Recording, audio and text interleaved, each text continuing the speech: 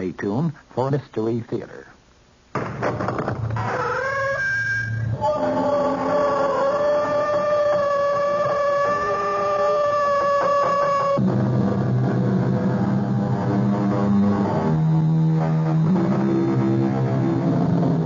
Come in. Welcome. I'm E.G. Marshall. A gentleman named Frank Richard Stockton, whose name may not be familiar to you, as I must admit it wasn't to me, wrote one of the most famous short stories of all time. It was called The Lady or the Tiger. I mention it only because, in its own curious way, it reminded me of the story that Dr. Felix Brandt is about to reveal. Our mystery drama, The Doppelganger, was written especially for the Mystery Theater by Ian Martin and stars Howard Da Silva. It is sponsored in part by Buick Motor Division and Sign-Off, the sinus medicines. I'll be back shortly with Act One.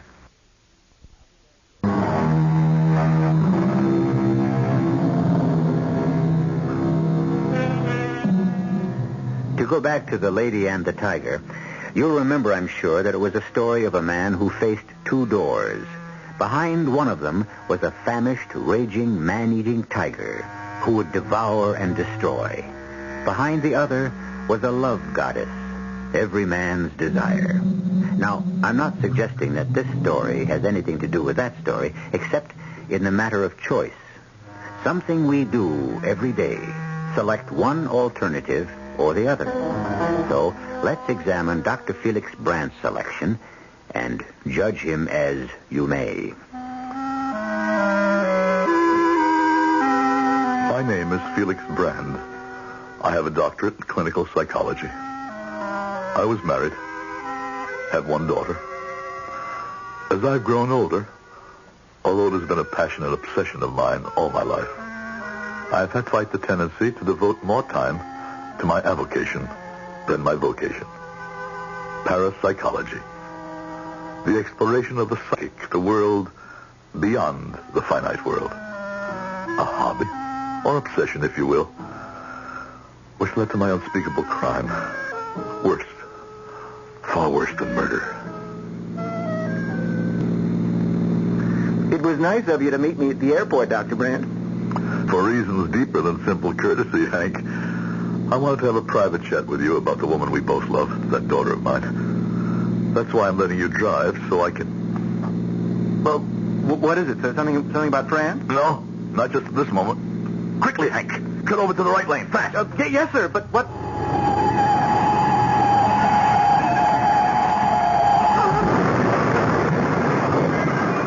My God, Doctor, if you had told me to pull over, that maniac would have hit us head on.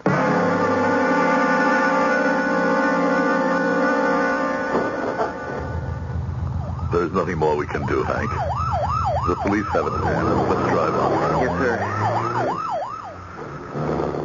The man is dead. I don't know. Probably. He is dead. How do you know? I don't. I only sense it. He didn't want to live. I don't know why. Heart condition, terminal disease, some reason. Well, how could you know what kind? Well, how did you know to tell me to pull over so suddenly? As if you knew in advance there was going to be an accident. I'm an old man, Hank. An old man who meddles perhaps in too many things outside my province. I've been looking deeper and deeper into parapsychology, and some of the things I've come to believe in rub off. What things, sir? Oh, extrasensory perception, ESP, if you'd rather. Clairvoyance, telepathy, all sorts of psychic phenomena. I'm thinking of abandoning classic psychology and switching over to the other side. Matter of fact, I'm already teaching one course in it. And that's of little interest to a lawyer. Or even my prospective son-in-law. Tell me, what brought you flying down from law school for the weekend? Well, didn't Fran, hasn't Fran said anything to you, Doc? About what? I don't know, just, well, her letters have been very strange lately. Not very frequent. I thought something might be wrong. I mean, I had a hunch. The amateur outflanks the expert. I hope you're wrong. You have me worried. There's everything in the world to me. If anything ever happened to her... She means as much to me, Dr. Brand. Now, don't you worry. If anything is wrong, between us, we can set it right.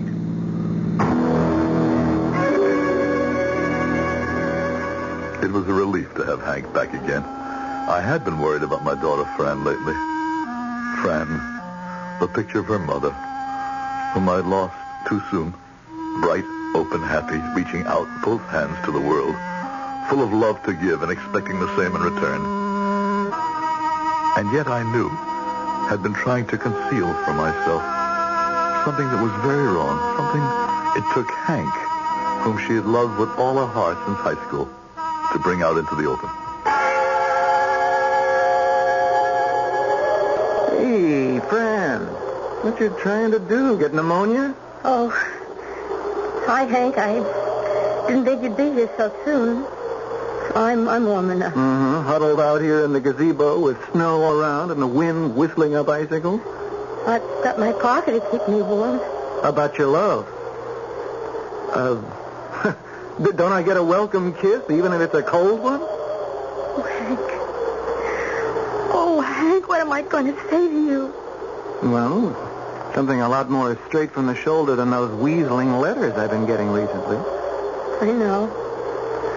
I'm not very proud of myself at the moment, Hank. Hey, you don't have to cut corners with me. There's another guy, right? Hank, please, listen to me and try to understand. You see, Dad has been teaching his regular survey course in basic psychology, and I met this guy there, and I don't know, something crazy happened, something I wasn't prepared for or even thought about in my well-ordered life. You fell in love with him? Yes. Which lets me out. Please don't put it like that, Hank. It's something so sudden, so overwhelming. I don't... Hey, don't I even get a chance to get up to bat for the ninth inning? It's too late, Hank. I'm going to have his baby. Ooh. Well, that's right between the eyes. When's the wedding? I don't know. I just found out. About me, I mean. I could cheerfully wring that rabbit's neck. Do your father know? Not yet. And this guy? I haven't even told him yet. Why not? Well, I just haven't had the chance. Okay. So it shouldn't be a total loss, and I don't waste the whole trip down here. We'll make a deal. I'll tell the doc about it, and you pin down your dream boy. What's his name, by the way? I won't tell you that. I'm afraid to. I do love you, Hank. Well, why did something else like this turn up? Fran, I'm no oracle. It's just what happens to people. Sort of thing that shakes faith and makes you wonder about God, but it's life. It's what we have to live. Come on, let's both go inside before we freeze to death. I can't believe what you're telling me, Hank. Well, you'd better, Pop. It's true. Pop? Sorry about that. Just slipped out. That's what I always wanted from Fran and you. And we can't legislate or play God. It's not the way it's going to be. But who's the man? Well, that's Fran's secret. It's her right to keep it that way. There's nothing either of us can do about it. I wouldn't agree with that.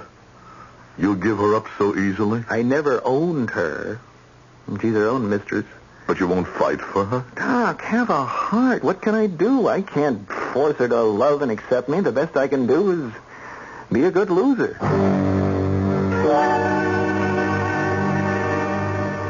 You gotta be kidding, Fran. So we were together a few times. You ought to know better than to get caught. That's all I mean to you? Oh, don't knock it. Look, you're a sweet chick. We made great music. It was all for kicks, though. I mean, no ties, no paddocks. Look, don't get me wrong. I'll get you the right guy. I mean, it's all legal now. And I'll bear the freight. You want me to get rid of the baby? Well, what else? I mean, you want it, you have it. Just don't try to pin me down. I want to stay loose. That's my thing. I can't believe what you're saying. It's a whole new world. You want to live by old-fashioned boxes they shoved us in. That's your option. You can't push me in a sleeve, so don't ever try. I am today, baby. You got to take me as you find me. Or as I lose you. Well, that's the way it runs. Easy come, easy go. I was that easy. Oh, come on. I didn't say that. Oh, you don't say much you really mean. So? Maybe it's best we just split. No, you please. Look, the kid is out. And don't try to hang it on me. I'll deny it. All you'll get is a nice story that will get your old man fired out of the university. Oh, I can't understand myself. How I can be in love with anyone as rotten as you. Oh, knock it off, Fran. If I did do something about the baby, would you still... All right, hey. Now, that's more like my old woman talking. Sure, if you do. I mean, you and me are a thing again. I don't know if Dad would... I mean, I don't have any money. Yeah, well, don't look at me. I ain't got the bread. But I got something better. What? It'll be mid-student, senior, and he owes me plenty. I mean, we'll do a little collecting from him. But he's not a doctor. He's the next thing to it. Well, don't get the whammies. He's done it before. It's a breeze. Leave it to me. I'll set the whole thing up.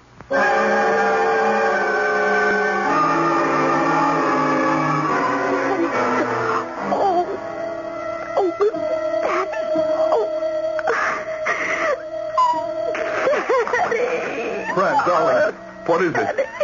Oh, the baby. Daddy, it's gone, but I'm bleeding. Oh, good Lord. Doc, anything I can do? Yes, thanks. Call Dr. Montrose. Get him here fast. The number's in my address book by the phone on my study desk. I'm on my way. Help me. Oh, who did this to you, Fran? Friend of... The man who made you pregnant. What's his name? Oh, I can't. I won't tell. Well, this isn't the time. But one way or another, I'll get it, Fran. And when I do, I'll find a way to make him suffer for what he's done to you. There isn't much excuse for the man whose name Dr. Felix Brandt still doesn't know, Hugh Prentice. The sad thing about life is they usually get away with things. Being without a conscience makes life a lot easier, but is anyone really without a conscience? That's something Hugh Prentice is about to have to start exploring as a strange and eerie punishment creeps over him. I'll be back shortly with Act 2.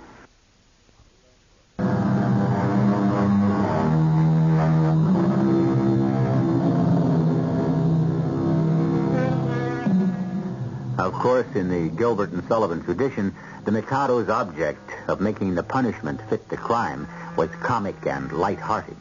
Here, it is deathly serious. In point of fact, unearthly so.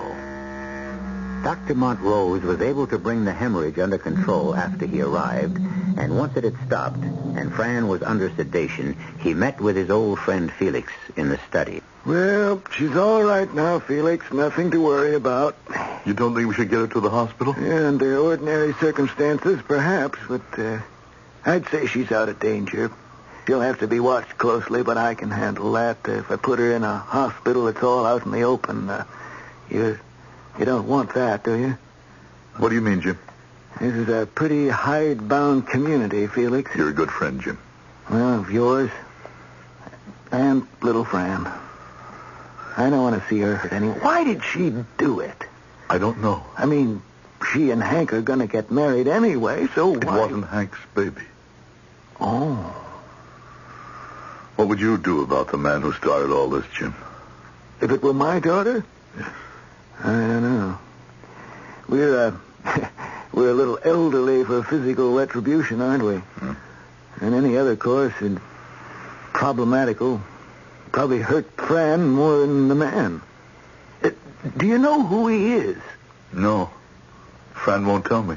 I suppose the best thing to do is let it go.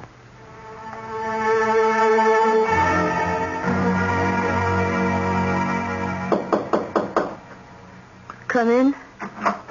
How are you feeling today, Fran? I'm all right, Daddy. I know.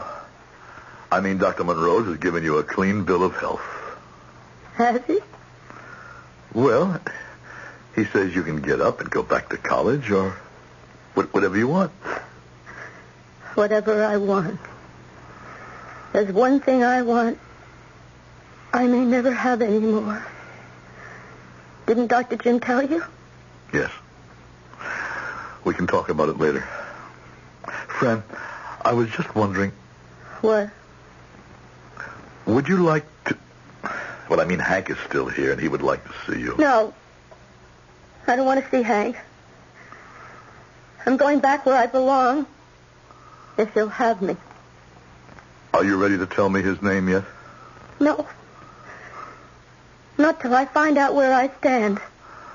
How can you make yourself so cheap? This man, whoever he is, has taken all the love and the joy and laughter out of you. How can you go crawling back to him? Because he's the only one who can give it back to me. And if he doesn't?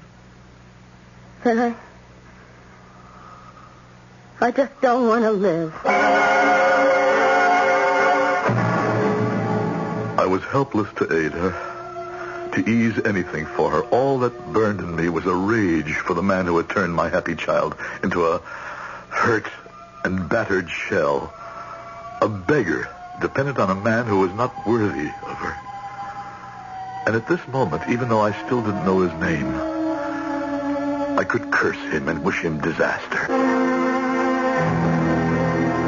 I could do better than that if I turned my back on a God that I felt had forsaken me and mine. And as an extension of all my psychic research, turned to black magic and called down a curse on the man who had ruined my child. But first I had to talk to Hank. I love Fran, and I want it. I always will, but just for her sake, I wish I could break it up somehow, get her away from this slimy crud that's... It's as though he has her under some spell. We both know he'll hurt her again, desert her, humble her. I think Fran herself knows it, but somehow she can't help herself. What are you going to do, Doctor? Just let her go back to him? Leave it alone? I can't stop Fran any more than you can, Hank. She's not a child. She's of age. Her life is in her own hands. I have no legal control. If we only knew who he was. Well, that won't be too hard to find out. I've thought of all kinds of things. Even though I'm not very rich, I could perhaps buy him off. I'm sure he has a price. But that wouldn't solve anything for Fran. She loves him. He's what she wants. He has only the crookest finger, and she'll crawl to him. That's obvious enough after all she's gone through for him. So what can we do? You? Nothing. Go back and live your life. Not quite. Without Fran. Well, maybe it won't have to be without Fran. First, we have to clean this man out of her mind and her blood. But you just said we couldn't. One way. If he doesn't exist anymore, if he's dead. Wait a minute. You can't seriously mean... Oh, don't worry, son. Even if I had the means, a gun, a knife, a blunt weapon, I would have neither the strength nor the courage to use them, to say nothing of my lack of know-how. No. But I can wish him dead. Or worse. I might just have the power for that. Doctor, are you all right? I don't understand you. Of course you don't understand. And I'm quite all right. This is something you will have to leave to me. To anyone who reads this, it might seem fantastic, but the rites I prepared are solemn and real to more people around you than you might believe. The ceremonies of dark magic are very real to those who perform them. In the attic, I had found among Fran's childhood dolls one in the image of a man. I turned my study into a chapel of the damned, burning sulfur and asafoetida. Then I recited from my book of ceremonial magic. Oh, all ye ministers and companions, I direct, conjure, constrain, and command you to fulfill my bequest willingly and straightway, to accomplish the destruction of this man, unnamed, who has beset my daughter and most grievously harmed her by whatever means best suited.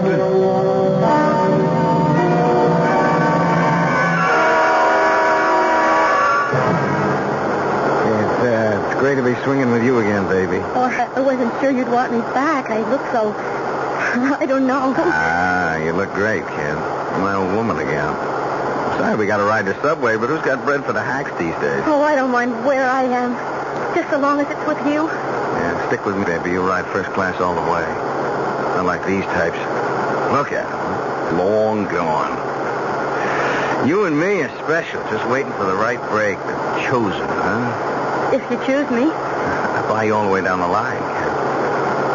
Take a look. I mean, who is there who could walk into... What is it, you? Yeah, halfway down the car there. Look, you see that guy? Oh, which one? You're nuts? What do you mean, which one? How could you miss him? He's a carbon copy of me. He's even wearing the same jeans, the embroidered jacket. No, I don't see anyone who... Come on. Let's go. I gotta catch up with him. You take it easy. I don't see anyone like you said. He disappeared.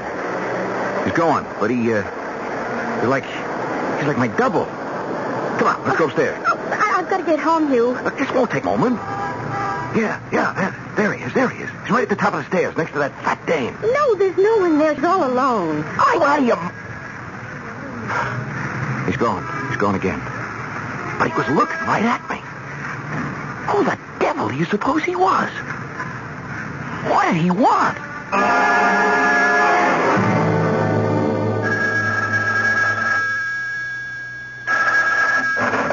Hello? Fran?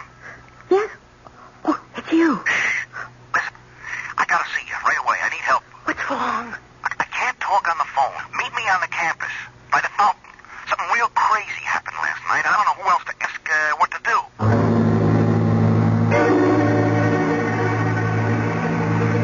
I was just turning in. I was reaching for the light to douse it when all of a sudden he's sitting right there in the chair facing me. Who? Him, the double, the guy we saw in the subway. I said, how the hell did you get in here? Who are you? I am your Doppelganger. My what? Your double. Or if you want, your inheritor. What's that mean? It's time for you to wander like me. It's time for me to return and die as I should have. I don't know what you're talking about. A long time ago, so long you can't even begin to imagine, I sinned. And because of my sin, I was not allowed to die in peace, but condemned to wander in infinity until I found a body I could be laid to rest in. My time is almost here, and in you, I will find a home again.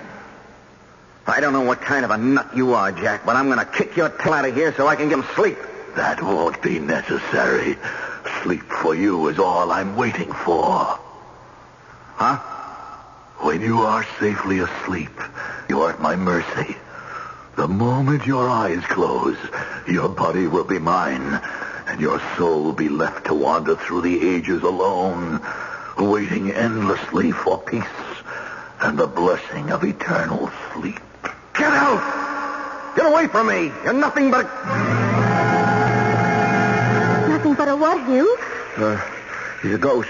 I mean, I could see him plain as I see you, but I could see through him, too, like a lamp in back of him shining through his head.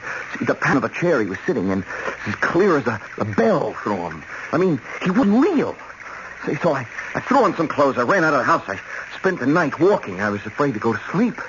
To bed. Fran, but nothing like this ever happened. Even on the wildest trip, I never blew so wild as this. What am I going to do? Hugh, I think you should see my father. Yeah. Oh, sure. That'd be great after everything. I'd be lucky if he didn't try to have me arrested. He doesn't know who you are. He doesn't know you were the one. Yeah, but what could he do? He's a psychologist. He could help you. Look, you're in one of his lecture courses. All you have to do is go up to him and say you have a problem. He'd help you. No, the whole thing is crazy. I see some character on a threads like me. I have a crazy dream. Right away, I blow my cool. There's nothing the matter with me. Come on, let's cut out. I ain't even going to see you home. I'm going back to bed and catch some shut-eye. Oh, Hugh, listen to me. Don't look at me that way. Don't you turn against me. Do you think I could, after all that's happened? Yeah. Right, you I could count on. Yeah. You're my woman no matter what I do to you, right? I love you, Hugh. And don't ever forget it, baby. Now, come on, blow. I gotta hit the sack.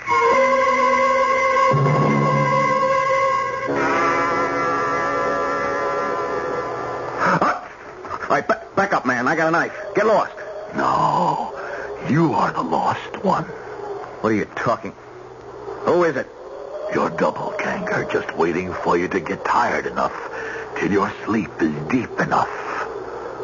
For what? To take over your body, so that with it, I may bring myself to the peace of the grave.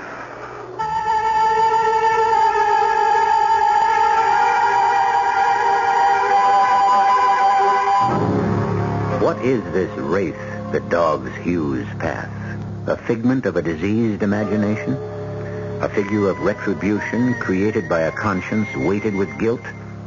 Or is it some ghastly nemesis conjured from the supernatural, the world outside our comprehension, summoned up by Dr. Felix Brandt through the agency of devil? I'll be back shortly with Act 3.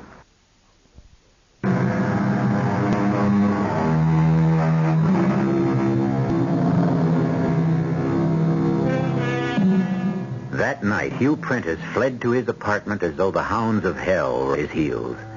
Locked in securely, with every light blazing, riding high on Benzedrine to keep awake, he paced the two small rooms like a caged tiger.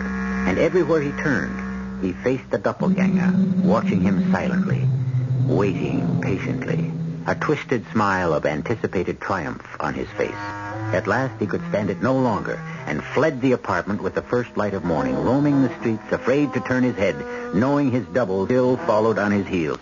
At last, exhausted, he found a small restaurant open and sat there drinking coffee after coffee and watching the clock till 9 o'clock came. Then he crossed to the public phone to make a call.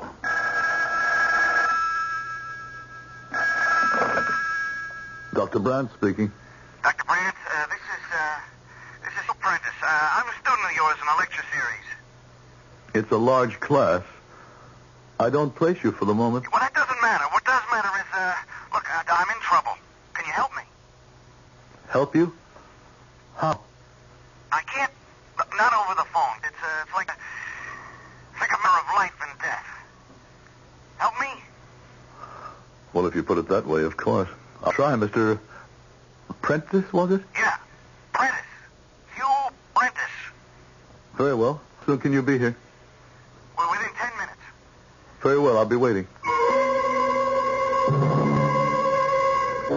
I hung up with a strange feeling. My comprehensive basic psychology course has a large attendance, some 100. The name meant nothing to me.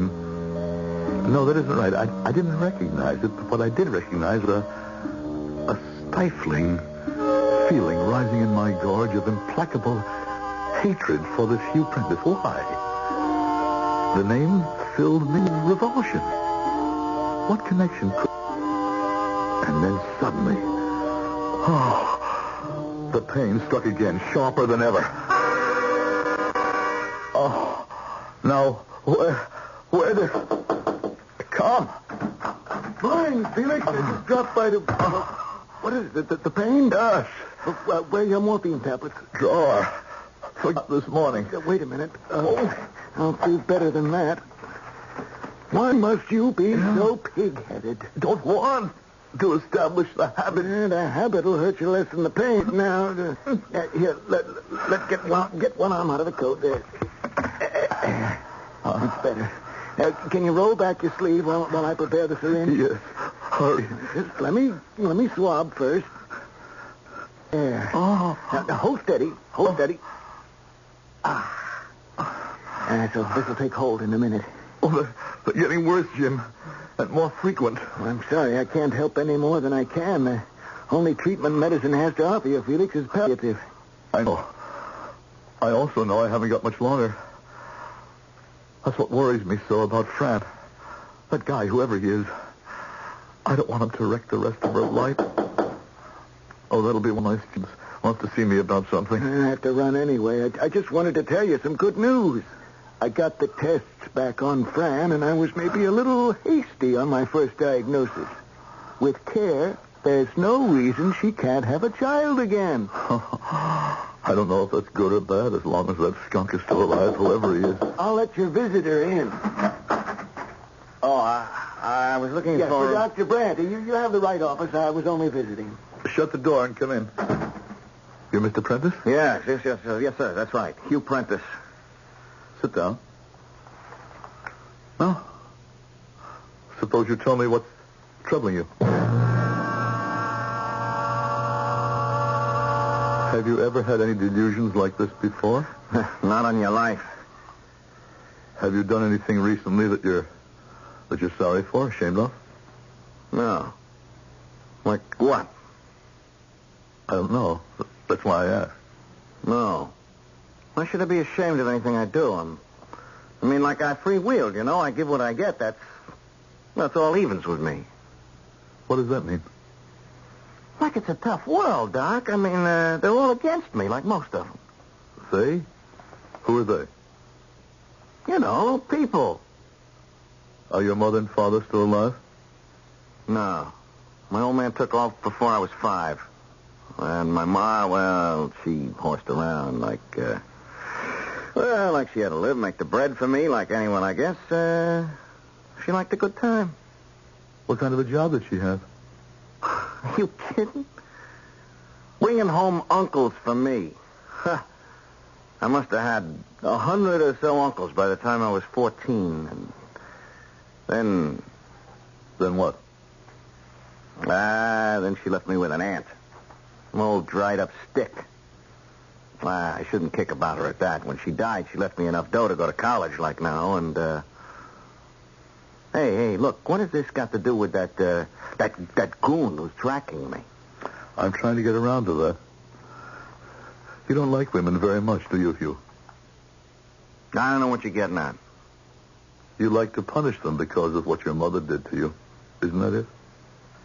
Look, I don't have to have you push me around like them. All I came here for was to ask for help. And I'm trying to give it to you.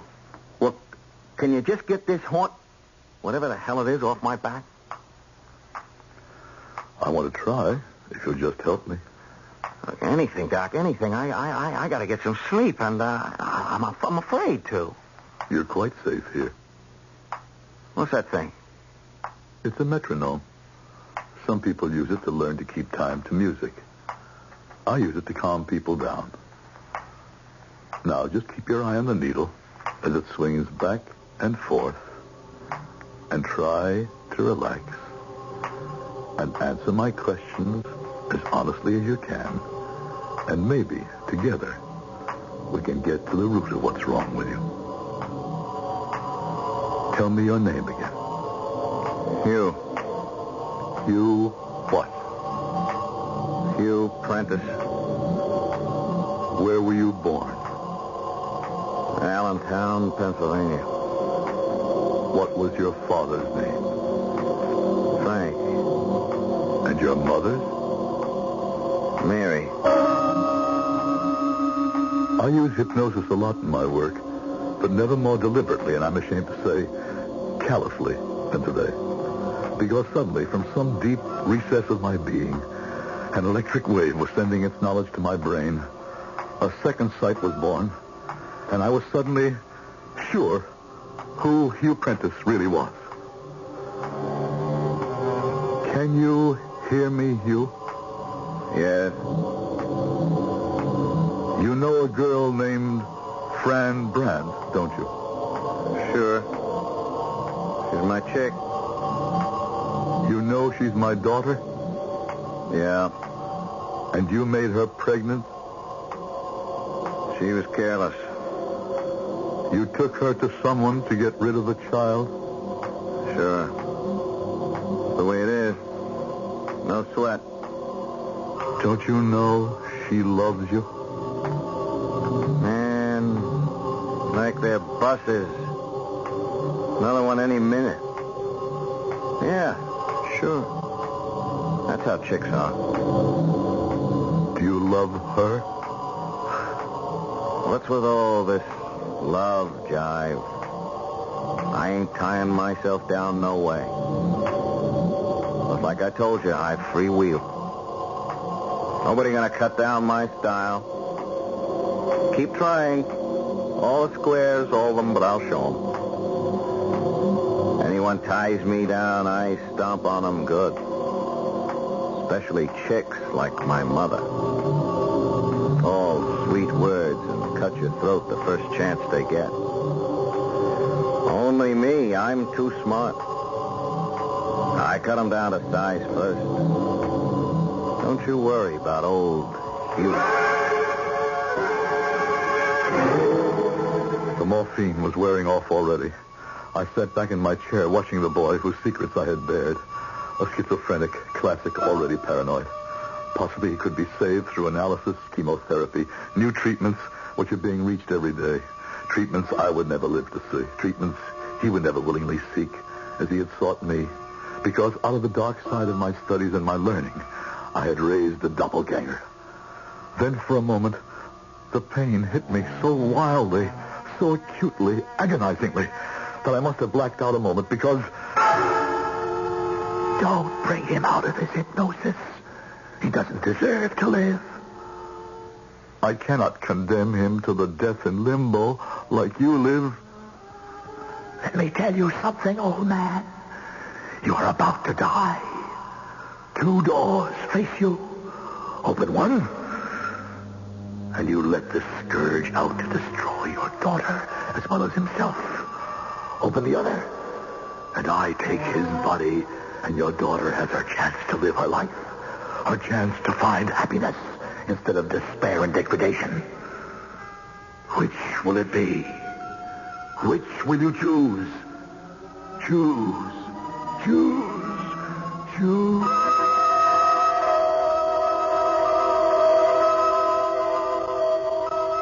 Only in sleep can a doppelganger take possession of another body.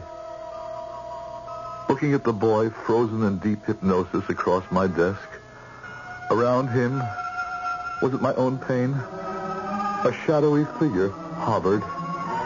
I knew I could banish the shadow if I willed. But I had chosen my door. I rose and left the office to go home to my study.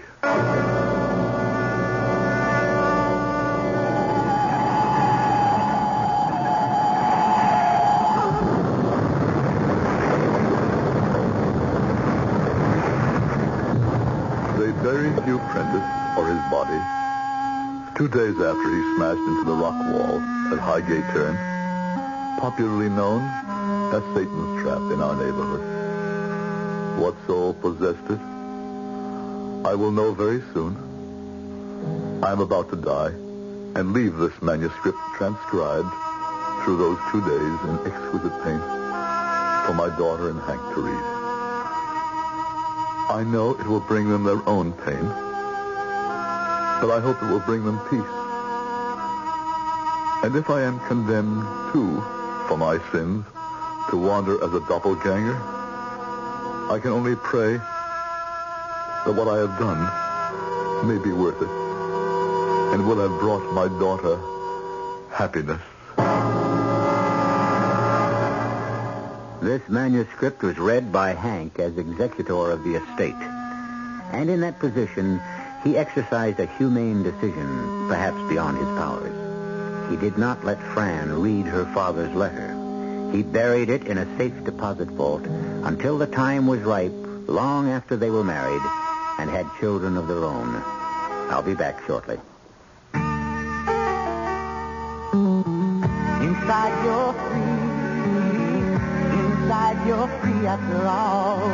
You hear freedom spirit like a wild bird call. Inside you're free after all. Living free. The urge hits. You know you have to hit the road. So with Buick Skylark SR firmly in hand, you do just that. Quickly, confidently, you're on your way. Skylark SR's touring car cockpit. Its bold stance and spirited V6 engine make exhilarating excursions a daily occurrence. Find out at your Buick dealer now. Inside you're free. Inside you're free after all. Living free. Living free. Living free. This is William B. Williams. Manja. What's a guy with a name like Williams doing telling you to manja? Manja means eat well. And I'm telling you to eat well with Progresso home-styled chicken soup. But why not check it out for yourself? Pick up a can of Progresso's thick chicken soup, hold it in your hand, and weigh the real value for yourself. Then take a can home and open it. See for yourself how the rich broth is packed with food, chunks of chicken, garden vegetables, and noodle chariot wheels. Now heat up a can of this full-strength soup. You add no water. And let your family taste for themselves why Progresso chicken soup is extra special chicken soup. Great flavor, great food, and lots of it. But look, don't take my word for it. Check Progresso chicken soup out for yourself. It's a lot of food for the money. Eat Manja soups a la Progresso. The current issue of TV Guide magazine profiles a new type of personality who has been gaining status on television news shows. These journalists are called consumer reporters, and it's their job to help you save money and point out fraud. A look at how a couple of consumer reporters are getting their jobs done. In the same issue, TV Guide provides some interesting insights into Huck Finn.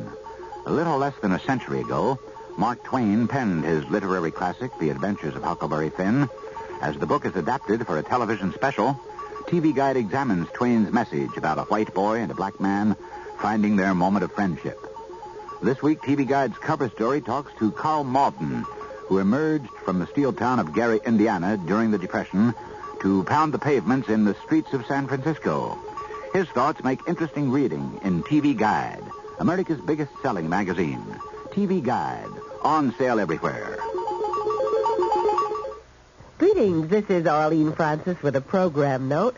My guest tomorrow morning is the well-known Reform Rabbi, Balfour Brickner. And among the subjects that we are going to cover is, does a theologian have to have a sense of civic responsibility, even if it involves politics? So tune in at 10:15 here on WOR, the Talk of New York.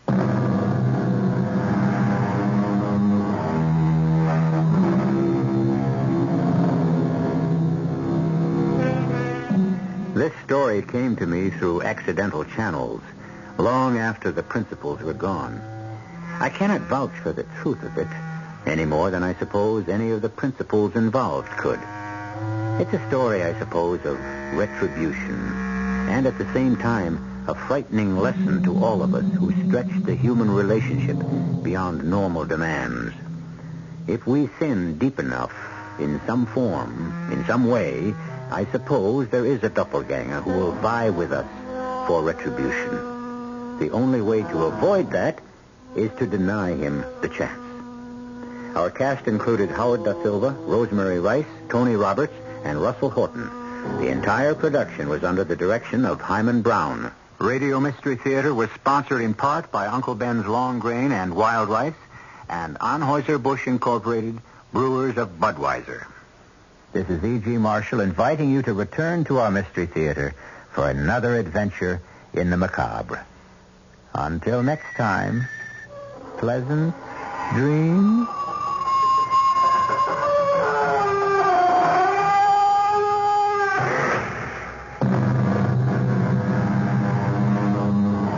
Tonight's WOR Mystery Theater was also brought to you in part by ShopRite Supermarkets, where you get a lot more for a little less.